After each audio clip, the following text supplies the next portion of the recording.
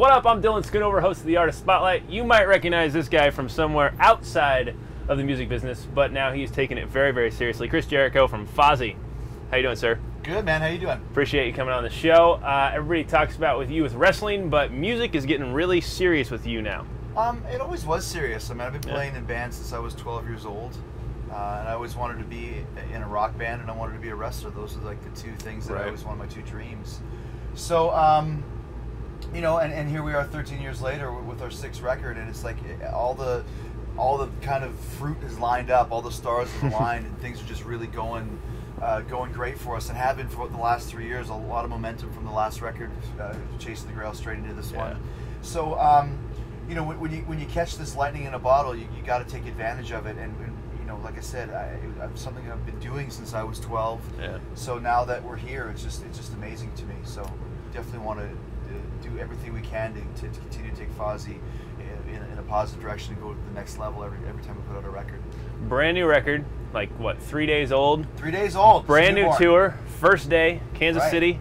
You guys have got to be riding pretty high right now. Pretty excited about this. Yeah, totally. Like I said, I mean, we had so much momentum that we built up on Grail that we just really wanted to strike hard with Sin and Bones. And so we spent a lot of time writing a record that was very cohesive and very much focusing into what it is that FOZZY does best, which is very heavy music with very melodic, hooky choruses. Right. Almost like if you took Metallica and crossed them with Journey, let's say. I think that's fair. Yeah, and that's you know, a lot of bands don't do that now, and I think it's one of the reasons why we've got to this point and why we continue to grow is because it is something a little bit different. So you know, with Sin and Bones, with being on Century Media, was huge for us. We wanted to deliver the biggest album of our career, the best album of our career. We wanted to make it like the Black Album. And I'm not saying I want to make it like, you know, sell 10 million. Well, obviously I do, but I'm not saying it's going to sell 10 million copies or it's going to be legendary. But what I'm saying when I compare this record to the Black Album is they're both very cohesive records. They're both you started at track 1 and ends at track, you know, the last track, and it takes you throughout a journey that takes you places. Yeah. And all the songs fit together almost like a piece of a puzzle. And I'm sure Metallica didn't.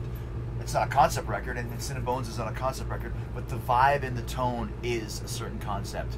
It's a very dark record. It's a very melodic, hooky record, and it's a very heavy record. Were you in a dark place? I don't think so. It just those are the type of lyrics that I like to write. It's a very much. I write lyrics based on song titles that I think of. I have a little book, or not book. It used to be a book. Now it's the iPhone yellow pad. Right. And I write down all the song titles that come to my head. That's, you know, something will pop in my head, like Blood Happens. I was reading something Shit Happens or something like Blood Happens. That's kind of cool. Yeah. And then leave it for a couple months, and then you come back to it and go, wow, I could really do something with this. And so it just kind of even a song like She's My Addiction, which is kind of a, you know, Guns N' Roses, Motorhead type vibe. It's still lyrics that are very dark about a guy who's more hooked on a girl than he was on heroin or alcohol, and she's going to kill him the same way. So there's, you know, it's not a happy love song. But yeah, I just always kind of like writing songs that way, and they come out that way. And then Rich's riffs are very in your face. Right. So it's not a depressing album by any means. It's a very upbeat record, but it's just a darker tone. Sure. Kind of like the Batman movies. There's a tone to it that makes it dark. It's not like it's an art house movie or something. It just works better that way. But is it from personal experience, or is it just something that you like a concept with your music? I don't really know. It's like we didn't sit down to make this. Is there subliminal Jericho moments throughout each song? Yeah. That's my entire life mapped out just for you on record. No, I mean a lot. I mean, people ask a lot of times, what does this lyric mean, or what does spider in my mouth mean? It's like, I don't really know. What does it mean to you? You know what I mean? There's a certain. Yeah, throw it back on him. Yeah, because I didn't sit down and go, well, it's about, you know, a spider in my mouth, and it lays eggs in his mouth, and he gets, you know, eggs in his head, and his brain explodes. I mean, that's King Diamond stuff. Yeah. But it's just kind of more of a nightmarish type imagery type of a lyric, but just spurred on by this really cool title once again. And then there's other songs like Storm the Beaches, which that's about the storming the beaches of Normandy, D-Day, World War II. That's exactly what it's about. So certain things you have a template of, it's this, and other things it's just I Am the Walrus type lyrics. Which words sound good within the course of the melody that make it cool to sing. Sure. All right, now, is Chris Jericho, the persona, going to be separate from Chris Jericho, the person on this tour? I'm not sure I understand what you mean. I guess, like, I don't feel like you can ever get away from wrestling. You know, when you do meet and greets, you're probably gonna have people even maybe bring a belt in or something and sign it that's here. Fine. That's part of my legacy. Yeah. That's part of who I am. You know what I mean? It's like, you know, if you go see a 30 Seconds to Mars show, does Jared Leto start reciting Shakespearean soliloquies because he's an actor? Right. You know, it's two separate things. Obviously, there's Jericho the entertainer. Mm-hmm. You know, I've never seen myself as just a wrestler or just a musician Right. or just an actor. I'm an entertainer. So obviously, that's my job, is to entertain. And then there's ways you do that when you're in the WWE. There's ways you do it with FOZZY, but it still all comes from the same place. So, are we more? I guess are we more authentic and honest here? No, it's still show business. Still show business. You know, it's still show business, and everything that I do is authentic and honest. Right. Because I wouldn't be if you don't commit to something, anything that you do when you're in front of an audience, it's not going to work. Right. So it has to be authentic. You can't fake your way, because people can smell fake. They can feel a it. mile away. Yeah, Yeah. they can. They can feel it. And I think that's one of the things with FOZZY when we first started. People thought, oh, this is just a wrestler's vanity project. Yeah. And then when we put out the second record, Do you take offense to that? No, No. Because I mean, it's you know, it's just the way that the world is. Like, there's no way somebody can do two things. And it's like, why not? You know? Exactly. So Capitalize we put out on a it. third record. We put out a fourth record, fifth record, and now people are like, these guys are still around. Okay, maybe I'll listen. And then they hear it and they get it. Yeah. This is real. You Right. know? And then so like I said, and when people start knowing that that you have passion, that you're authentic, that's when they can start rallying behind you, because then they know that they can put their allegiance behind you, and they're not going to get screwed out of it. You know. You think you have a longer lifespan in music than you would as far as your body holding up in wrestling? I feel great. I started doing yoga about a year ago, and I kind of just recalibrated my entire physical, Nice. you know, physical feelings and stuff. But I think music just has more longevity. I mean, I just Right. watched Paul McCartney at the Olympic opening ceremonies. I know, right? And he's 70, and he looks cooler than any 7-year-old I've ever seen. Like, he still can sing good, and it's like, you know what? Music is kind of eternal, you know, and that's why you go see a band like Maiden. They're better than they've ever been. Metallica, killing it, you know. So you can, as long as you, the word of the day, authentic. As long as Sure. you have that authenticity, and people know that they can count on you to always deliver 100%, Right. then they're going to stay behind you, and then the age almost becomes irrelevant. So, you know, I think after 13 years now, we're just starting to get to the next level with all of this momentum behind us.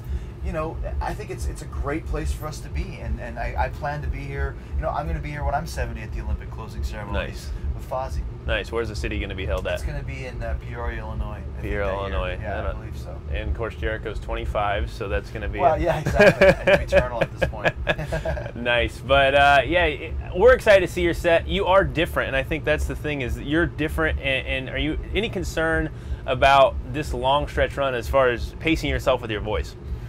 No, because I mean, it's kind of a downer, but in other ways, it's cool. Is that we play 30 minutes a night. I mean, I would love to play 60 minutes a night, 90 minutes a night, but Right. we have 30. We're happy with it. So I mean, but that doesn't mean that it's easy. It's still very. Our vocals are very, like I said, there's a lot of harmonies, there's a lot of high parts, there's a lot of screams, there's a lot of non-screams. Just, you know, there's a lot of singing. So. The most important thing that I've learned over the last 13 years is that you got to be responsible when you're the singer. You know, if you go out drinking all night long and you're the guitar player, then you might feel like but your hands still move. I mean, I've done pay-per-views in the WWE where I've been completely up hungover. I won't tell you which ones, but you work your way through it and you get through it. Could we go back and analyze? Do you go back and analyze your own matches? Sometimes I do. Yeah. You know, sometimes I do. You know, if you go back to some matches over my career, you'll be able to tell, oh, he was hungover in that one. It just happens. But, you know, singing is different. You're out on your own. You're out on a limb, Right. man. It's not a physical thing. It's more of a, I mean, it's a tonal thing. It's very, you have to be exact. You know, True. You can't fake it. Once again, no faking. Exactly. Authenticity. is the word of the That's day, the word of folks, the with day, Jericho. man. He's probably Absolutely. said that in the last 4 interviews too, right? No, I haven't, because you brought it up. Oh, okay. So, yeah, I don't give stock answers, man. That's awesome. Unless I get stock questions. Yeah, And you like can what's tell, your band name, well, or what's your yeah, inspiration? Yeah, you can tell people who know me and the band, and you can tell people that looked up questions on Wikipedia. Right, right. And that's fine. I mean, that's no problem. But it's always a better interview and more fun when you have somebody who knows what they're talking about. Right. Because then you can give real answers and don't have to give the stock things. Like half the interviews, or not half, but some interviews you just literally can close your eyes and just go, yeah, stock answer number 2, stock answer number 3, blah, blah, blah, blah, blah.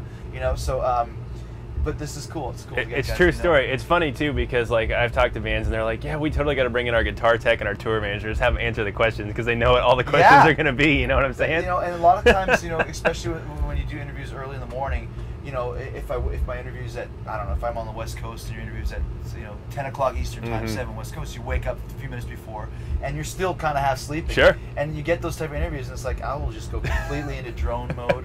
I don't give if it's a good interview or not because this guy doesn't care. He's just doing it because he was told to. Exactly. You know? Chris, thanks for coming on the show. We appreciate it. Well, thanks, man. But I don't know if I actually came on your show. You actually came on our bus. True. We always say came onto the show. It's like you had like a big set or something like that. We do have a set. But we have a set that we brought.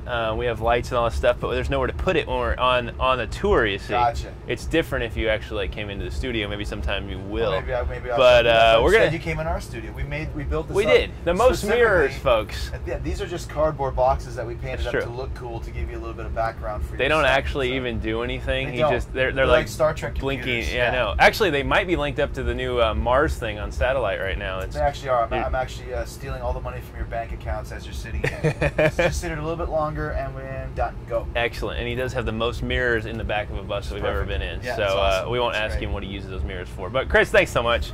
We appreciate it. FOZZY is unlike anything you have seen. I promise you that. And you're going to get to see him come up right now, live from the Uproar tour here in Kansas City. Yeah.